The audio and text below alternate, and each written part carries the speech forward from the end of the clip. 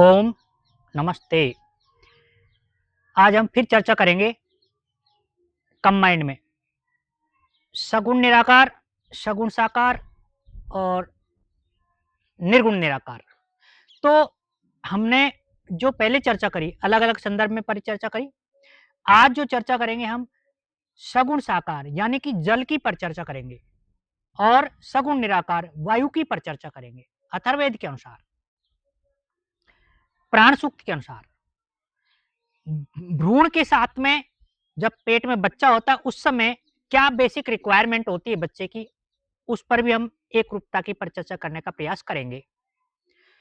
सूत्र है प्राण मा मत्पर्या व्रतो ने मदन्यो भविष्यसि अपाम गर्भमेव जीव से प्राणम बदनामी त्वामयी।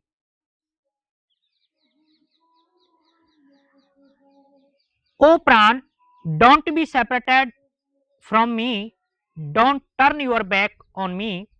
ओ प्राण, like water for the purpose of life I bind you inside me. ये भ्रूण कहता है परमात्मा को माध्यम बना करके कि हे प्राण, मुझसे पृथक ना हो, मुझसे दूर ना हो, पानी के समान यानी जल के समान हे प्राण, जीवन के लिए मेरे अंदर तुझको बांधता हूं। ऐसा परमात्मा से अनुनय विनय भ्रूण करता है। मां के जब गर्भ में जब भ्रूण होता है तो वहां पर डेफिशिएंसी होती है, आहार की डेफिशिएंसी भी होती है, तो और जल की डेफिशिएंसी होती है, तो वायु की डेफिशिएंसी भी होती है। तो यहाँ पर वायु की डेफिशिएंसी को लक्ष्य बना करके हम इस वीडियो को बना रहे हैं।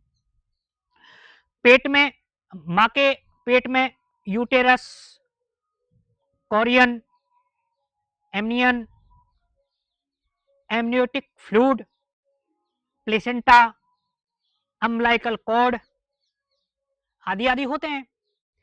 इनमें जो एमनियोटिक फ्लूइड है उसके अंदर बच्चा पलता है, बढ़ता है, और अम्बिलिकल कॉर्ड के माध्यम से उसको पोषण प्राप्त होता है अलग अलग तरीके से।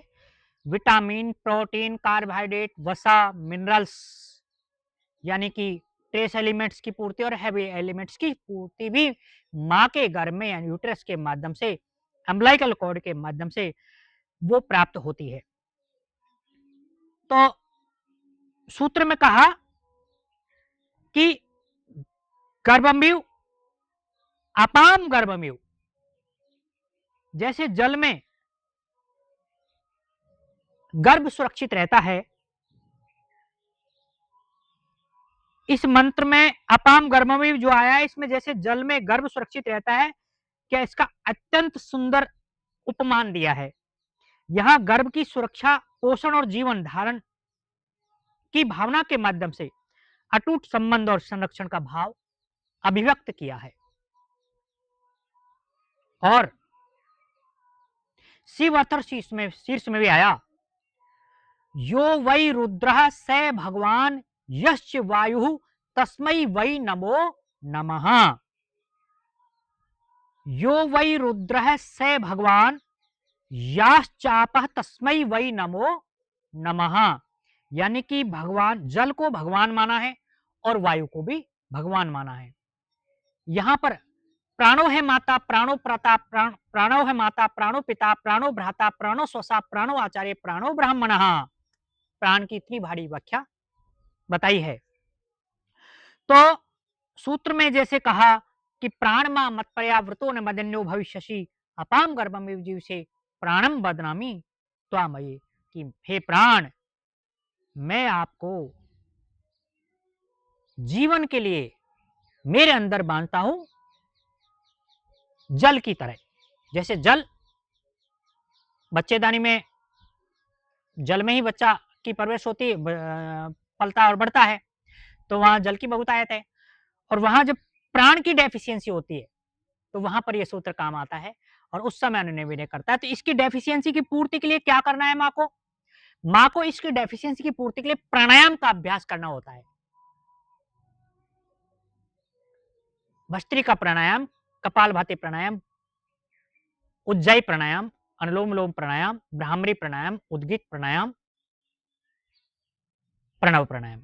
तो इसमें कपालभाति प्राणायाम का अभ्यास नहीं करना अंत के मोमेंट में, तो क्या करना है, अनुलोम विलोम प्राणायाम का अभ्यास ज्यादा करना है, भ्रामरी प्राणायाम का अभ्यास ज्यादा करना है, उद्गीत प्राणायाम का अभ्यास ज्यादा करना है, प्रणव प्राणायाम का अभ्यास ज्यादा करना है, उज्जैय प्राणायाम का भी अभ्यास करना है। इससे बच्चे की मेंटल केमिस्ट्री और बायोकेमिस्ट्री चेंज होगी। फिजिकली और फिजियोलॉजिकल स्ट्रेस, फिजियोलॉजिकली और साइकोलॉजिकली जो स्ट्रेस है वो माँ का तो दूर होगा ही होगा, और जब बच्चा संसार में आएगा तो उसको भी ये तीनों स्ट्रेस नहीं होंगे, और होंगे तो वो अपने स्तर पर उसको मेंटेन करेगा। इसलिए प्राणायाम पूर्वक जीवन शैली जीने से ये सूत्र कहता है कि हमारी मॉडर्न मेडिकल साइंस में जैसे ये बातें बताई, uterus, chorion, amnion, amniotic fluid और प्लेसेंटा, अम्बिलिकल कॉर्ड, ये सब मॉडर्न मेडिकल साइंस के शब्द हैं, बच्चेदानी के शब्द हैं। तो इनमें जो परवरिश होती है, तो हमारे वेद में, अथर्ववेद में इस चीज को पहले ही एक्सप्लेन कर दिया कि भाई ये प्राणायाम की बहुतायत से ही बच्चे की परवरिश और अच्छी होगी, बच्चा हेल्दी पैदा होगा। इसलिए आज का जो वीडियो बनाया ये प्राणायाम को लेकर के बनाया है, और इसमें जो जल का स्वरूप है वो सगुण साकार है, और वायु का स्वरूप है वो सगुण निराकार है।